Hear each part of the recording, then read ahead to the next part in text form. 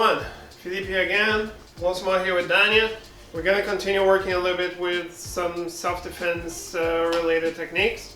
Alright, we're going to keep working with the arm drag that we started last week. I'm going to show the arm drag again real quick, but again, if you need more details, check last week's self-defense class. Okay, so what I was explaining is last week that this one arm distance is a problematic one because it allows us to hurt each other with kicks, punches, or even throws. Okay, so I want to make sure that I break this distance as soon as possible. If I can run good, if I can, I want to engage my opponent, and if I am able to take the back, even better. Okay, so working with the arm drag is a really good situation because I can engage my opponent, switching to the back right away, and getting good control. So in a situation that we're maybe having an argument that could lead to a fight, what I must have are my hands up in front of my face. I don't want to be here, alright, but I want to be at least keeping myself here, talking in this level, because if my opponent sucker punches me, I can at least protect myself, and because I need to protect my head, it's the most important thing that I have to protect. And so it's important that the hands are in place. So what I want to do, if I see that my opponent's hands are also up, that's a really good sign that we're gonna be fighting. What I want to do is here on the same side, grabbing the wrist, pulling my opponent's wrist to the side. Okay, I want to push my opponent to that direction. Okay, my opponent's no longer facing me, which puts me in a safer spot. Okay, the other hand, I'm gonna go here behind the tricep and I'm gonna cup her tricep. Okay, people, monkey grip. I don't want to grab like this. I want to go around and control her tricep. So one more time, push the wrist, grab the tricep. From here, 2 movements at once. I'm going to be pulling her to me and stepping forward so I can reach her back. Got to this point, I let go of the arm, control her waist, pushing here with my head on her back. Okay, the other side, everyone, same thing. So I'm here, push the wrist, control the tricep, okay, pull to me, step forward, grab the waist, and I have the control of the back. Important for us people is, of course, practice so we can do this well.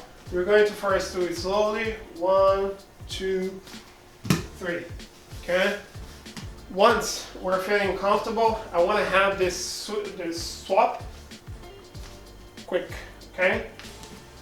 So I'm already here on my opponent's back and I can attack. Okay? So train this with each other for 5-10 minutes. Alright, so you can get the position. Again, require more details. Check the first class that we work with self-defense. Explain this a little bit better, but you got the gist. And now we're going to see an option in which I take my opponent down. Okay, let's see people. Okay, so first of all, what I want to make sure is to put myself in a safe spot. So I'm here with Dania, wait for the arm drag, end up on the back. Okay, so when I'm here on the back, what I want is to break, stay here, Dania, is to break my opponent's balance. Just so you can understand. If my opponent has the shoulder and the hip on the same line, my opponent is balanced. If this changes, my opponent is no longer balanced. And this is what I'm gonna go for. Okay? So before we worked in a way that was breaking her balance here. Look how her shoulder is no longer supported by the feet. Okay? This time when I grab her, I'm gonna push in the other direction. I'm gonna push her shoulder forward so her shoulder is again not supported by her feet.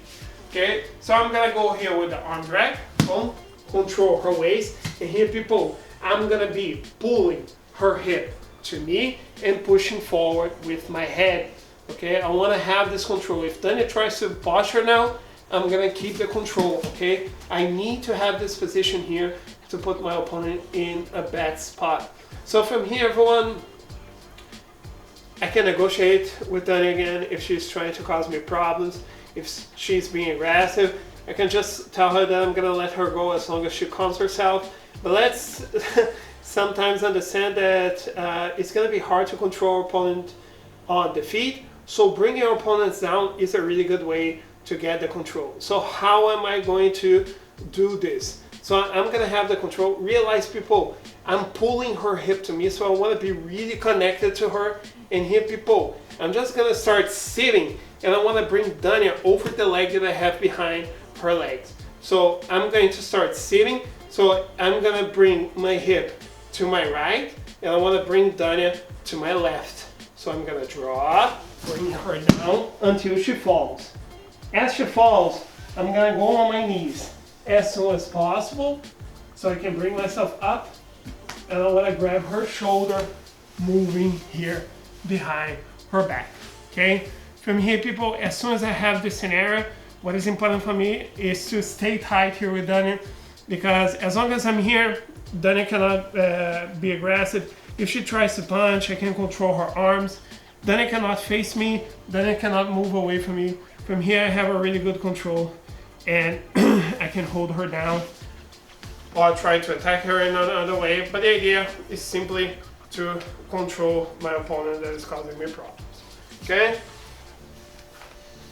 So the motion that I want to do when I have Dania is simply keep myself connected, because as I drop, I want to bring my opponent with me. Okay? If I drop and I extend my arms, my opponent's going to stay standing. I'm going to be on the floor, so this is going to be a disaster.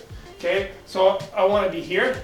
I'm going to start, if I'm looking here to my left, I'm going to start turning my hip to the right, bring my opponent down until I'm up on my knees. Okay? So one more time, everyone. I'm here with Dania. I'm going to here go with the arm drag, control her waist. Okay? So I'm going to be pulling her hip to me, pushing forward with the head so Dania cannot stabilize herself. And here I just want Dania to stay cool. Okay, I can negotiate with her. Things are not going well, Dania's not understanding.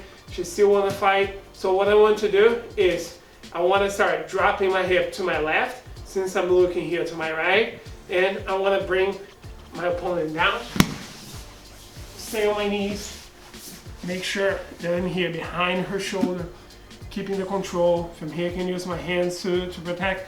If this is a very dangerous situation that requires here elbowing stuff, or I can just bring myself up and leave.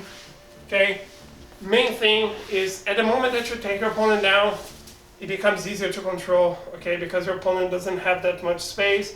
Your body is on top of your opponent, the floor is beneath, so it becomes an easier situation for you to deal with. Okay? Hope everyone's okay. Hope you guys have enjoyed it. Take care, everyone. Practice this. Please don't fight on the street. If you do, try to solve the situation the best way possible. Alright, without punches, just controlling, and then you guys are not gonna be hurt. The person attacking is also not gonna be hurt, and we can solve this in a peaceful way.